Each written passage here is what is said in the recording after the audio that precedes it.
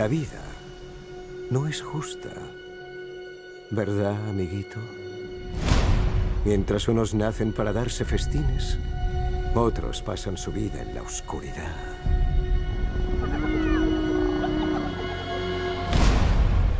Mendigando migajas.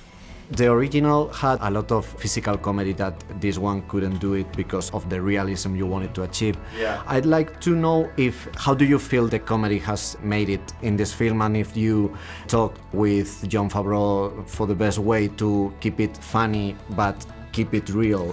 Right. Oh, well, that was a big part of it. And one thing John and Seth Rogen and I talked about early on is that our voices and the tone of our comedy had to match this new aesthetic for this movie, how this movie looked, which was a much more photorealistic look than the original, which is more traditional 2D animation. And the original actors who did the voices for Timon and Pumbaa, Nathan Lane and Ernie Sabella, were coming off of a big Broadway show that they were doing at the time. And, Nathan has this larger-than-life, very theatrical, almost like vaudeville-inspired sensibility, and Seth Rogen and I come more from the improv comedy world. And I think the mixture of us coming from improv and the movie looking a bit more grounded, a lot more grounded and realistic, was a good mix. I think what we did matches the look of this particular version of it. Well, some of the jokes had to change in order to be more realistic, Yeah. and there's particularly one that I assume that being a Broadway fan, you should have a blast recording it without giving it away. Yes. How did you feel when they pitched it to you? That was joke? Jon Favreau's idea, Yeah. and you never know. It was a big, bold idea.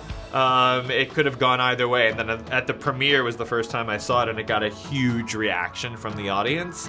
And I think Disney fans in particular love things like that. Yeah. The Lion King on Broadway has a shout out to Frozen, so this is us doing our version of that. And it was John's idea, and luckily it worked. Yeah, it works. It really works. People liked it. Yeah. I really loved what you said in a recent interview about wanted more LGBT characters in animated features, and I'd like to know if you think that Hollywood is ready to maybe ignore those groups of people that aren't a lot of people, but they are really loud. That, for example, every time that the rumor that Elsa is going to get a girlfriend in a Frozen sequel, Right. they went mad. And do Yeah. you think Hollywood is ready to go for diversity and shine from all those critiques? I do. I think we're getting there. I think we're getting there pretty quickly.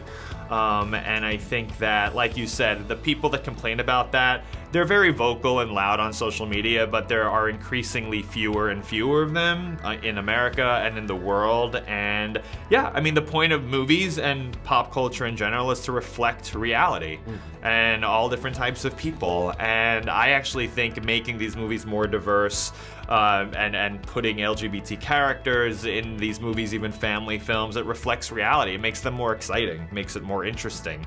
And yeah, I definitely think we're getting there, and I think we'll get there pretty soon.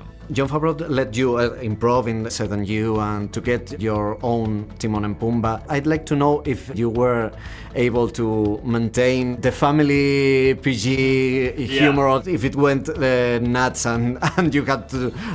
We are in the Lion King, not. Yeah. Well, luckily we recorded for hours and hours, and late at night you start to go get loopy and go crazy, and of course none of that stuff was used in the final movie. But sometimes just to make ourselves laugh, we didn't censor ourselves, knowing that a lot of it would not end up in the movie.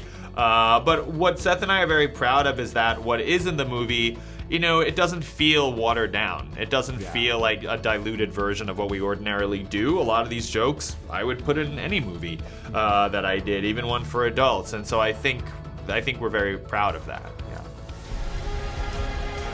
Debes ocupar tu lugar en el ciclo de la vida.